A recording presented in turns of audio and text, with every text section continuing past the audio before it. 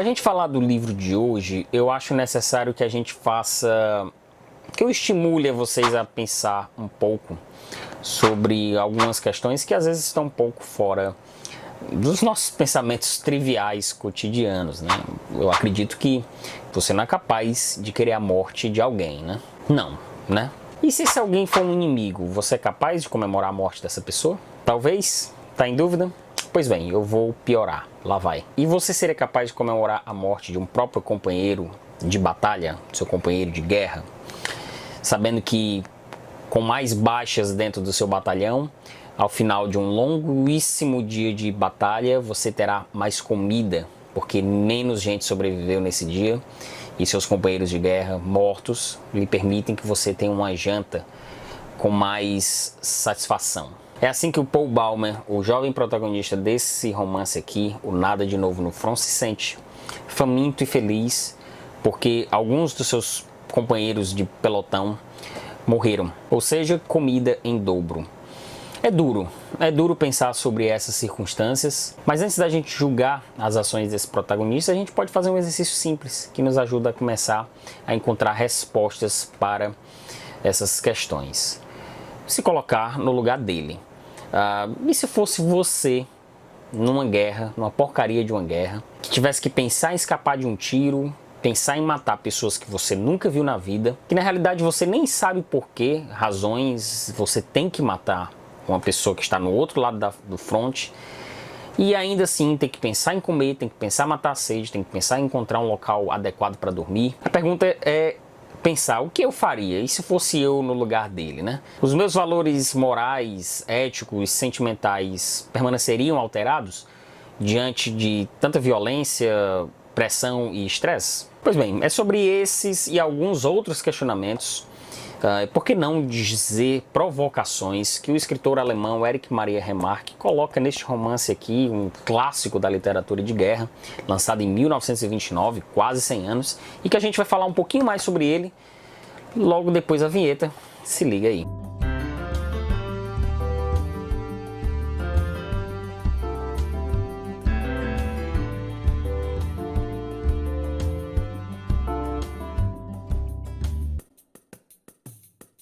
Bom, eu sou Darwin Oliveira, produtor e apresentador deste humilde canal aqui, o Seleção Literária, e eu vou fazer um pedido a você. Você já se inscreveu no Seleção Literária? A sua inscrição é muito importante para o nosso canal, para o nosso crescimento e para a manutenção do nosso trabalho aqui no YouTube.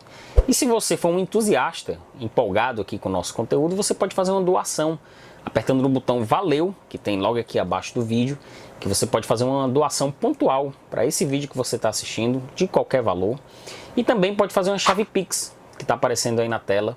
Isso são formas importantíssimas de manutenção aqui do nosso trabalho e a gente agradece muito toda a contribuição que vocês nos dão. Mas bem, vamos falar desse romance que, apesar de seguir uma linha cronológica temporal, a gente tem aqui a história de um guerrilheiro, o antes, durante e depois de uma guerra. Porém, essa guerra não é um local para grandes feitos, atos heróicos, demonstração de coragem, virilidade, o machão com a arma na mão. Aliás, todo machão que quer ter uma arma na mão para sair aí passeando com a arma na mão deveria ler esse livro, né? É duro fazer interpretação de texto entrar no cérebro dessas pessoas. Mas enfim, aqui é a história de um rapaz de 19 anos que não queria matar ninguém, não queria estar em guerra, queria estar em casa, planejando sua vida, iniciando a vida adulta com a sua família, lendo seus livrinhos no seu quarto, encontrando seus amigos de rua, mas que por algum motivo alguém colocou ele num fronte, numa guerra, um local lamacento, violento, sujo, com um monte de gente morta para todo lado e todos os dias ele tendo que se despedir de algum conhecido seu, do seu pelotão. A incerteza se estará vivo pelas próximas horas cria uma angústia e um desprezo pela vida humana de forma incontornável. Numa guerra, os nossos valores ficam com sinais absolutamente alterados. O Paul Baumer, que se sente reconhecível, tenta a todo instante lembrar da pessoa que ele era até completar os 19 anos, até ser jogado no inferno. Ele fica questionando as suas ações e as ações dos seus amigos mais próximos pela luta das suas próprias sobrevivência. É uma luta contra si mesmo a todo momento em que ele estivesse sempre pesando os seus atos. Para se manter vivo, ele precisa ser violento, ele precisa ser um assassino, ele precisa ser quem não ele é. E também ele precisa se manter vivo e se manter se julgando para ter um mínimo de norte. E a todo momento ele fica se julgando, né? Se avaliando por conta disso, né? Nos momentos mais dramáticos, o texto dá uma sensação de instintividade e sobrevivência para a gente compreender essa angústia que ele vai passando. Sem falar também que vai dando pitadas um pouco mais poéticas e diálogos um pouco mais rápidos, frenéticos, para a gente ter essa montanha-russa de comportamento do que é a guerra, né? A sensação das pequenas e grandes conquistas e das pequenas e grandes desgraças que vão acontecendo todos os dias na guerra. Algumas cenas até bastante triviais para demonstrar isso, né? Como a necessidade de caçar um pato para poder comer uma comida diferente, saciar um pouco mais a fome, ou conseguir dormir e nesse sono conseguir sonhar com alguma coisa boa, ou que ele seja jogado no cotidiano da guerra logo na sequência, em que ele tem que colocar as vísceras do amigo de volta na barriga, para que aquele amigo tenha as suas últimas horas de agonia, suas últimas horas de vida minimamente mais confortáveis. É nesse nível de altos e baixos que a obra retrata a guerra. E o livro mescla de forma muito satisfatória mesmo essas cenas de grande violência e dor com sequências de um diálogo entre amigos numa roda de conversa, passando uma madrugada. E usa esses momentos de oscilações de extrema violência para momentos mais contemplativos para a gente se questionar sobre o destino desses jovens, o destino do personagem principal.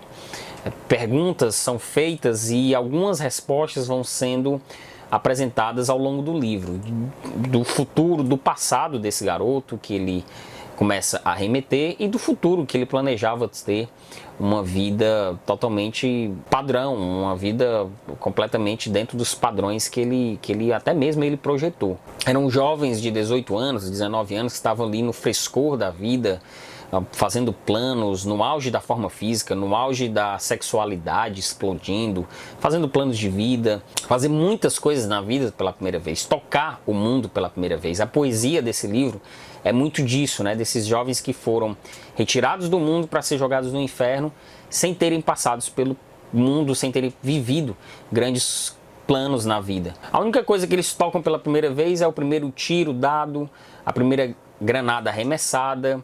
Esse cotidiano da guerra vai ganhando muito mais importância e protagonismo na vida deles do que a vida que eles tinham antes. Toda a ideia planejada de progresso, de ambição, de conforto, de ganhar dinheiro, de ter um emprego, elas ficam totalmente jogadas diante das batalhas e da violência da guerra. A guerra cria um hábito. É o hábito da guerra, é o hábito do cotidiano efêmero, do cotidiano de alta adaptabilidade dentro de um ambiente hostil. Ninguém tem tempo para planejar muita coisa dentro de um fronte de batalha, ao mesmo tempo em que também todo mundo tem que esquecer as coisas bastante rápidas, principalmente as coisas muito ruins que acontecem. E o Remarque consegue nos transmitir essa sequência por conta do ritmo. O ritmo do livro é muito bom. A gente entende exatamente essas oscilações, a gente entende a mudança do que eles planejavam das suas vidas para o inferno que eles estão tocando agora, por esse hábito da guerra, esse cotidiano altamente nocivo da guerra. Os diálogos rápidos, as variações de cenas, a entrada dos personagens coadjuvantes são muitos e eles vão entrando e saindo de forma muito rápida no livro também, de forma muito fluida. É um livro que conduz muito bem todos esses detalhes e que é um grande mérito realmente da obra. Porque é importante falar nisso também, porque é um livro curto, é um livro de 230 páginas, mas que ele consegue trazer subtemas sobre a guerra que vão além de armamentos ou das características geográficas que eles estão situados ali, de campos de batalha. É muito mais interessante para a obra e que valorizou demais esse grande livro, por exemplo, falar da inutilidade do rigor militar. A farda tem que estar bem passada, tem que estar limpa, tem que estar bem asseado, mas no campo de batalha não tem nada disso. É lama, sujeira, gritaria, o horror, a violência, sangue. Na realidade é uma grande perda de tempo desse rigor militar que na prática não muda muita coisa, né? Também sobre companheirismo de guerra, que você não está lá por um sentimento patriótico, você nem sabe exatamente a quem você está defendendo, mas você luta pela sua sobrevivência e dos seus amigos. Você luta somente por isso. Você não está lutando especificamente pela sua nação. Aliás, o conceito de nação dentro desse inferno, que eu vou utilizar sempre essa palavra aqui, porque é a ideia que o Remarque traz, é de que você ali não está num mundo normal, você está completamente em outro planeta, no sentido de que não tem nada que você vá ter como experiência para encarar aquilo ali. Você luta cotidianamente para sobreviver e para defender os seus companheiros. E também, um detalhe interessante, é a compaixão com o inimigo. O livro também traz esse subtema, essa camada para a gente discutir, que são seres humanos. Aqui é uma tropa alemã que está ali guerreando com ingleses e franceses, mas você também mantém uma compaixão com, por exemplo, os reféns russos que ele vê que foram aprisionados, e ele tem ali um tipo de compaixão mesmo, é a palavra mais adequada, para encarar aquelas pessoas que estão presas, que você não conhece, não se comunica com o mesmo idioma, mas você consegue superar todas essas questões da guerra para tentar manter uma sobrevivência a sua e manter os bons sentimentos sobre outros seres humanos. E além disso, tem um detalhe, né? Porque o inimigo também tem compaixão. Não é você não é o único coração bonzinho do planeta. O outro lado também tem compaixão. O outro lado também tem amigos, também tem familiares. Independente do contexto político que se traz aqui, que inclusive é um detalhe interessante.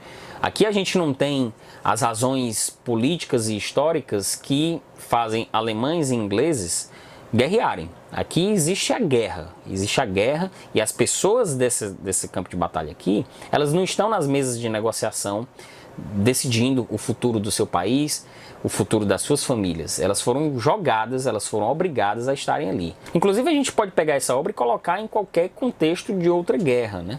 Porque aqui e aqui não é uma fuga do escritor, aqui ele deixa bem claro que o interesse dele é falar do indivíduo. Aqui ele não quer falar dos donos da guerra, dos criadores da guerra, dos senhores da guerra, como são chamados, né? Aqui interessa muito mais os aspectos sentimentais e psicológicos, os abalos que a guerra traz, a efemeridade da guerra, o hábito da guerra, a necessidade de você se habituar com a rapidez da guerra para você se tornar um outro ser humano.